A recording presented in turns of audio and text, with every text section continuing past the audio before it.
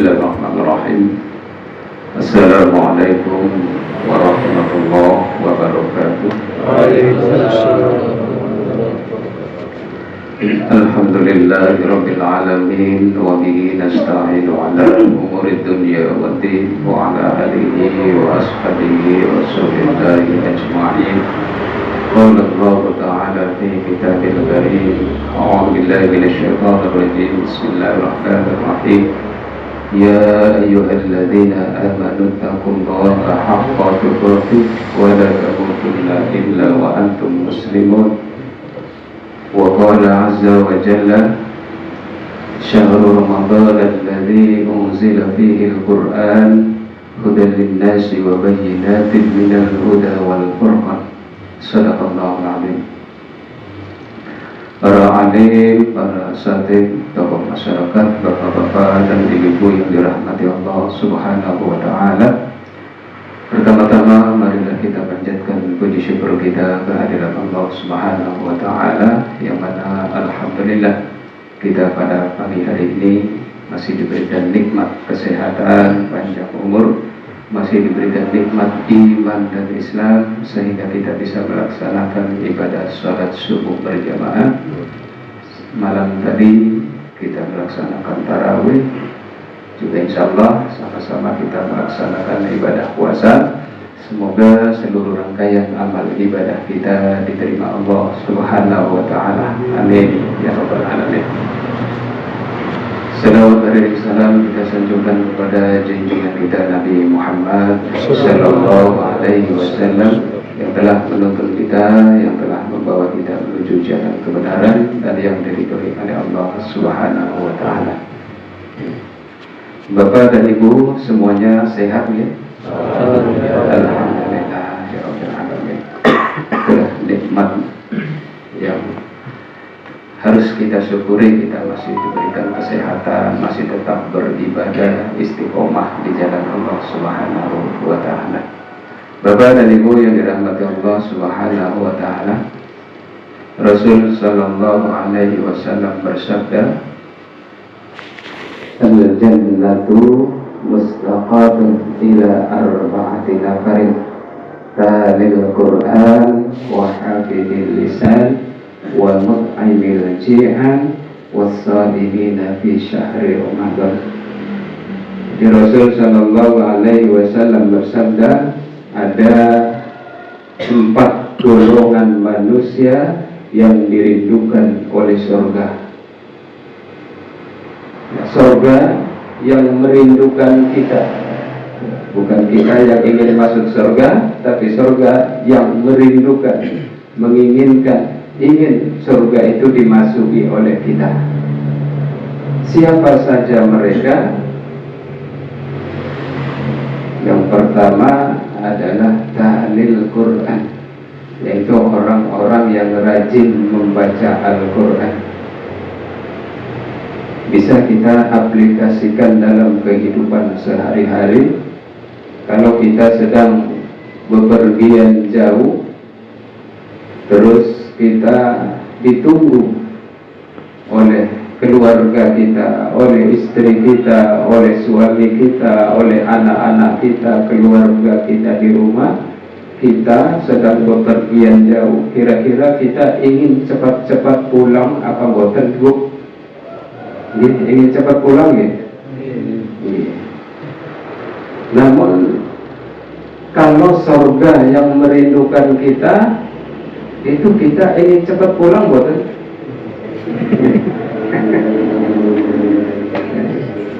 Nanti dulu.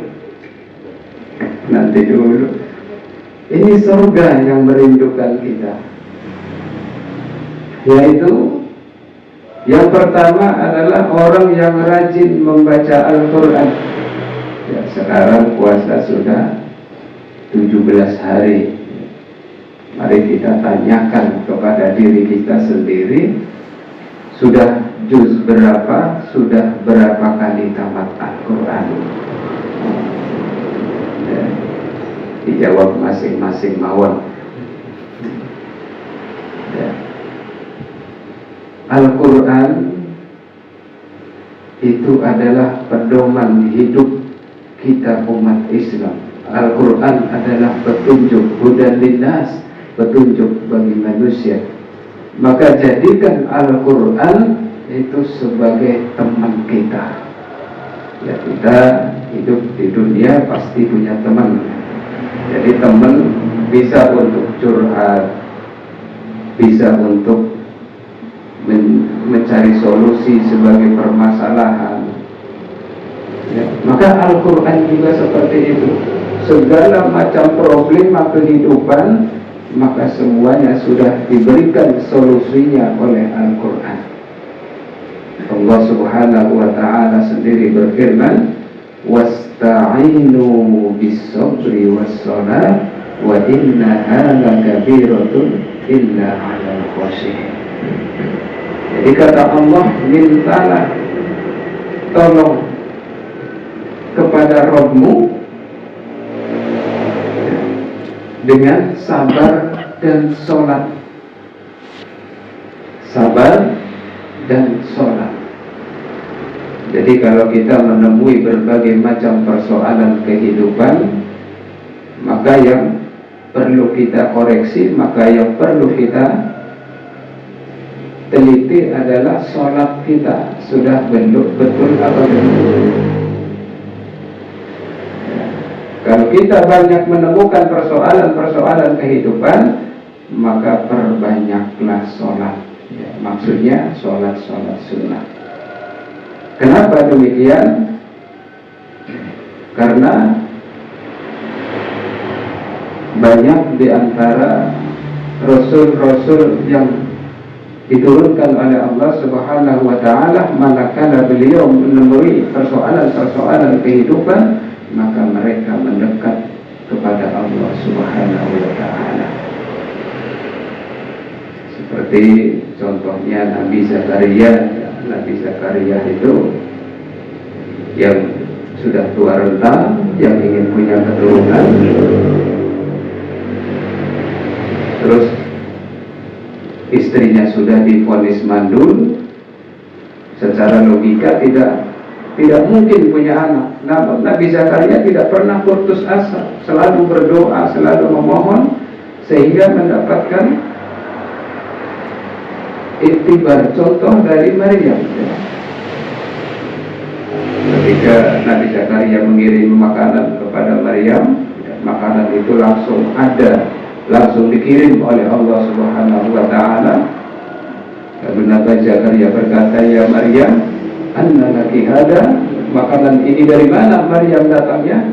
Huwa min indillah, makanan ini datangnya dari Allah Subhanahu wa ta'ala. Langsung diberikan oleh Allah Subhanahu wa ta'ala. Maka Nabi Zakaria pun seperti itu, meniru apa yang dilakukan oleh Maryam, beribadah kepada Allah, ya. Maka Nabi Zakaria pun diberitahu oleh malaikat bahwa akan diberikan seorang keturunan, dan langsung Allah yang memberikan namanya, yaitu Yahya. Itu adalah solusi-solusi manakala kita selalu mendekat kepada Allah dan minta petunjuk dengan Al-Quran. Ya. Al-Quran juga akan memberikan syafaat nanti kepada kita. Kapan? Ya, ketika kita mulai masuk ke dalam kubur. Jadi seumpamanya kita baru masuk dalam kubur, terus ada datang dua malaikat mungkar dan nakir mau nanya kita, terus kita nggak bisa. Ketika kita nggak bisa karena kita waktu di dunia rajin membaca Al-Quran, maka Al-Quran akan datang membela kita. Al-Quran akan datang untuk menolong kita, jangan sampai kita ini digebuki oleh malaikat. Dan Al-Quran akan membela kita ketika kita sampai ke padang mahsyar, dan Al-Quran akan menuntun kita masuk ke dalam surga. Dan tingkatan-tingkatan Al-Quran, seberapa tinggi kita, seberapa rajin, seberapa hafal kita membaca Al-Qur'annya. Ya. Kalau kita ingin dirindukan oleh surga, yaitu yang pertama, rajin membaca Al-Qur'an. Aduh, aku sudah sepuh, ya, sudah tidak sanggup lagi membaca Al-Qur'an, matanya sudah rabun, matanya sudah tidak awas lagi menengok yang kecil-kecil. Dan ngapunten, ya, saya dari kecil sampai uzur seperti ini belum pernah belajar Al-Qur'an, sehingga kita nggak bisa membaca Al-Qur'an. Tapi aku ingin mempunyai pahala Al-Qur'an, tapi ingin aku tercatat sebagai ahli Al-Qur'an. Bagaimana solusinya? Ya, solusinya bisa dengan kita berwakaf Al-Qur'an. Insya Allah pahalanya sama dengan orang yang menghafalnya, dengan orang yang membacanya, dan orang yang mempelajarinya, dengan berwakaf satu Al-Qur'an misalnya, ya, seharga 150.000 rupiah. Ya. Tapi mesti kita jangan, wah aku kalau gitu enak wakaf aja, modalnya cuma 150, terus nggak baca-baca lagi. Ya nggak begitu juga. Tetap kita harus berusaha untuk bisa. Artinya yang wajib itu kita belajarnya. Kalau bisanya, pinternya, ya itu nggak wajib. Yang wajib itu belajarnya. Bapak dan Ibu yang dirahmati Allah Subhanahu wa Ta'ala, itu yang pertama. Yang kedua, menjaga lisan, wa hafidil lisan. Ya, menjaga lisan. Kita punya mulut, kita punya lisan, itu dijaga. Jangan sampai mulut kita ngomongin yang tidak bermanfaat, apalagi ngomongin misu-misu, apalagi ngomongin orang, ngerenengi, ngerasani.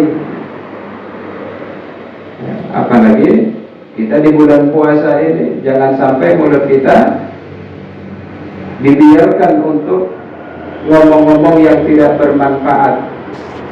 Dan sampai kita di bulan puasa ini ngerenengi, terus ngomongi orang, yang bisa menjadi kita orang-orang yang rugi. Ruginya di mana? Ketika kita berhadapan dengan Allah Subhanahu wa Ta'ala, ketika kita mau dimasukkan ke dalam surga, lalu banyak orang yang menuntut kepada kita. Karena ketika waktu di dunia pernah ngerasani wong, pernah ngomongi wong, ya, sehingga orang itu mengadu kepada Allah, ya Allah, aku waktu di dunia kemarin pernah disakiti sama orang itu, pernah dirasani sama orang itu. Aku tidak sanggup untuk membalasnya karena dia mungkin bisa jadi orang terpandang, bisa jadi orang yang berpengaruh, sehingga tidak berani untuk membalas. Maka ketika di hadapan Allah menuntut keadilan, ya Allah, aku waktu di dunia pernah disakiti oleh si fulan, ya, sehingga diberikannya pahalanya ke orang yang menyakitinya. Nanti datang lagi orang yang pernah disakiti, diberikan lagi pahalanya, sampai habis pahalanya. Masih ada lagi orang yang datang, maka dosa dia diberikan kepadanya. Itu termasuk orang-orang yang rugi. Amalnya habis diberikan kepada orang yang pernah dulu waktu di dunia pernah disakiti, pernah dirasani, pernah didolimi. Maka yang kedua, kalau kita ingin dirindukan surga, yaitu kita menjaga mulut kita.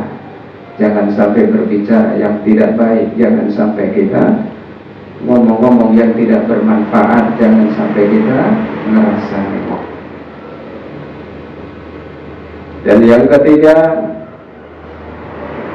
kalau kita ingin dirindukan surga adalah kita memberi makan orang yang lapar. Ya. Menengok ada orang yang kekurangan makan, ya kita bisa tengok kanan kiri kita, tetangga kita, di sekitar kita, siapa yang kekurangan, ya maka kirimi makanan.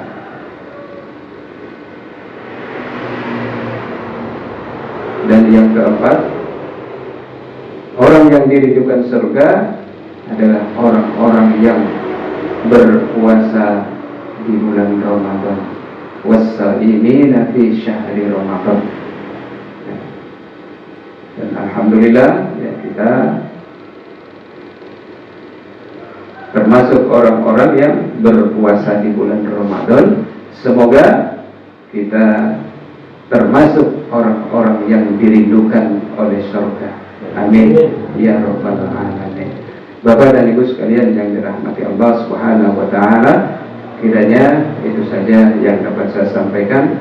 Bagi Bapak dan Ibu yang masih ingin ya, berwakaf Al-Quran, monggo insyaallah ditunggu sampai jam 6. Kiranya itu saja yang dapat saya sampaikan, kurang lebihnya mohon maaf. Akhir kata wabillahi taufiq wal hidayah. Wassalamualaikum warahmatullahi wabarakatuh. Waalaikumsalam warahmatullahi wabarakatuh.